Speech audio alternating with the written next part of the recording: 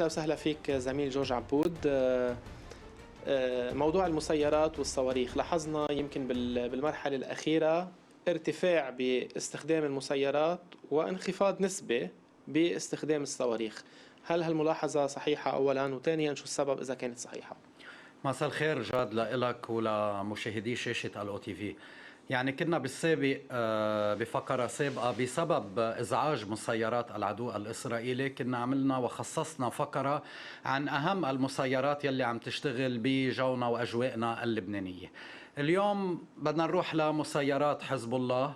صحيح يلي سبق وذكرته حضرتك أنه صار في نوع من التغيير التكتيكي عند حزب الله باعتماده بالآونة الأخيرة على الطائرات المسيرة كسلاح فعال بالعمليات العسكرية، خاصة الانقضاضية والانتحارية منها ضد أهداف العدو الإسرائيلي المتنوعة، يعني بدءا من ثكنات العسكرية، المقرات بعمق الأراضي المحتلة، مرورا بالمرابض، ووصولا إلى تحشدات وتجمعات العدو الإسرائيلي أكان داخل الأراضي اللبنانية ولا بالمستوطنات، مستوطنات الجبهة الشمالية، مع بدء عملية التوغل باتجاه لبنان. هي ورقة تفوق بخاصرة العدو الإسرائيلي يلي اعترف بأنه الطائرات من دون طيار أصبحت عم بتشكل تحدي جوي صعب لإسرائيل، لا تتمكن أجهزة الرادار من كشفها أولا، فشلت منظومة الاعتراض بالتعامل معها ثانيا، وأيضا يصعب على سلاح الجو الإسرائيلي بأنه يسقطها. كنا عم نشوف من أصل 6-7 مسيرات بيسقط وحدة أو 2، الباقيين توصل إلى أهدافها. مسيرات أظهرت بحسب وصف وسائل إعلام إسرائيلية قدرات مثيرة للقلق بإسرائيل، استطاعت اختراق المجال الجوي للبلاد، لا سيما بأنها قادرة على التهرب من وحدة من أكثر شبكات الدفاع الجوي تقدما بالعالم. بحين حزب الله بيمتلك طائرات مسيرة منذ 20 عام.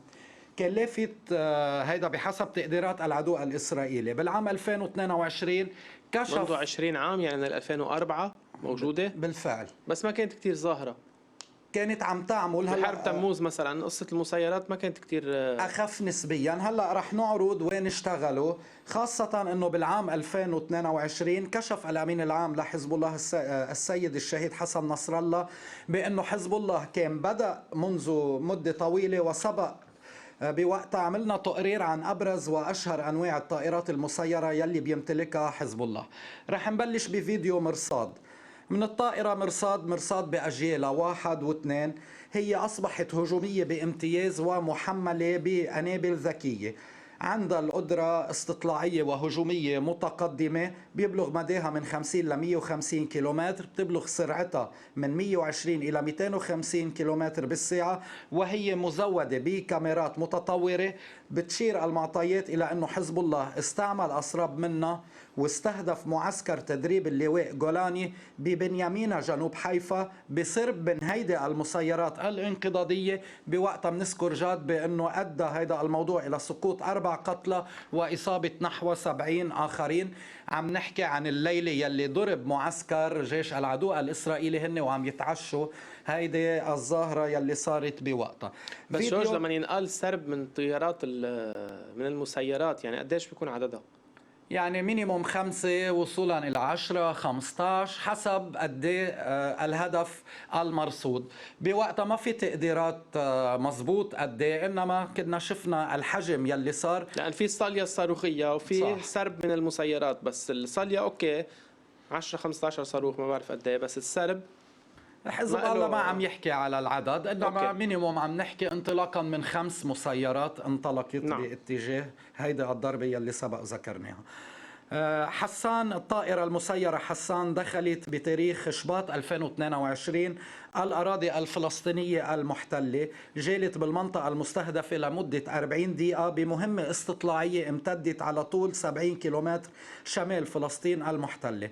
أطلق الحزب على هيدي الطائرة اسم حسان على اسم القائد بحزب الله العسكري حسان اللقيس يلي اغتيل بعام 2013 وعمل طويلا على تطوير سلاح الإشارة لدى حزب الله، وكان مرجع بالتكنولوجيا، تكنولوجيا الأسلحة، وحلم دوما بسلاح الطيران، واعتبروا بأنه هذا مشروع استثماري ناجح مثل ما عم نشوفه بهيدي الأثناء بهيدي الحرب الدائرة.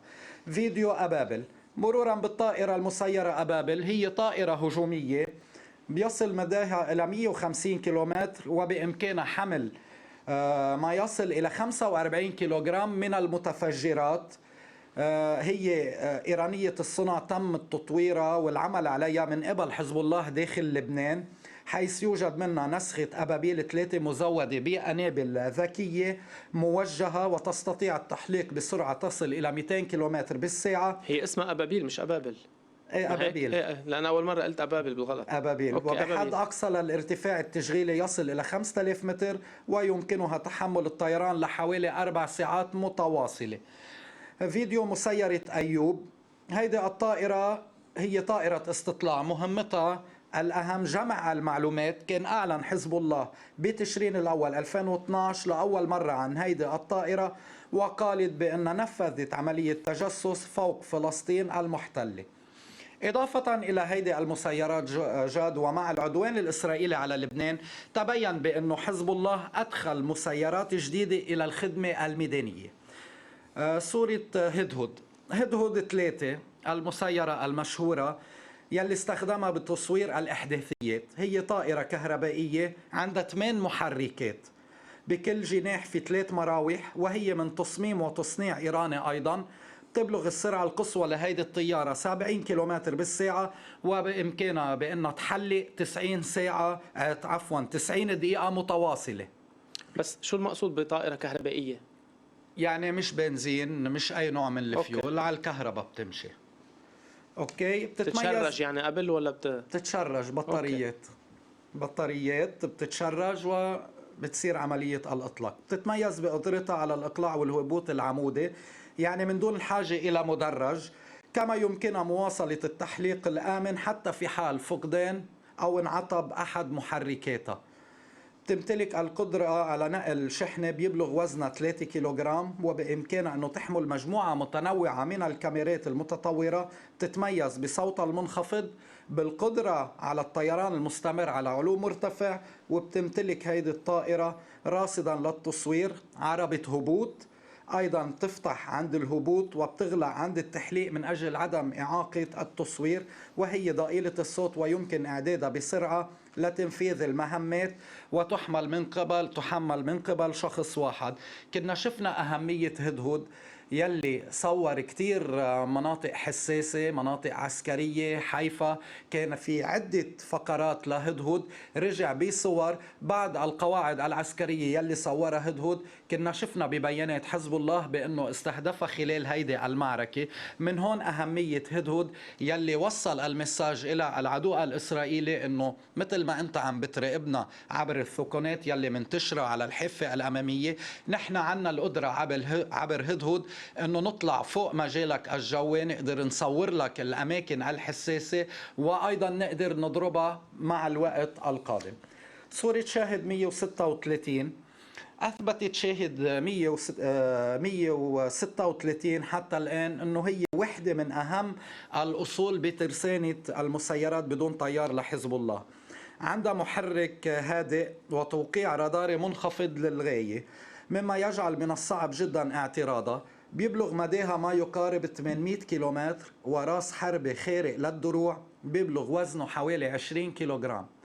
يعني من المتوقع بأنه هيدا النوع من المسيرات استخدم ضد تحشدات العدو الإسرائيلي، خاصة تحشدات يلي موجودة صارت داخل بعض قرانا الجنوبية وأيضا بالمستوطنات، بالإضافة إلى كل التقدمات يلي شهدناها مع الوقت خلال عملية التوغل البري. الأهم صياد 107.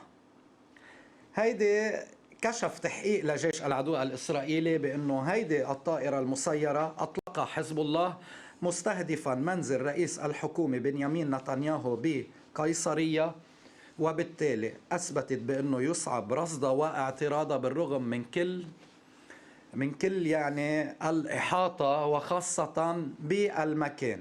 هي طائرة مسيرة تكتيكية من إنتاج إيراني، ويقدر بأنه حزب الله بيمتلك مخزون كبير منها، لأنه بينتجها بنفسه أيضا، أصبح عم بينتجها داخل لبنان.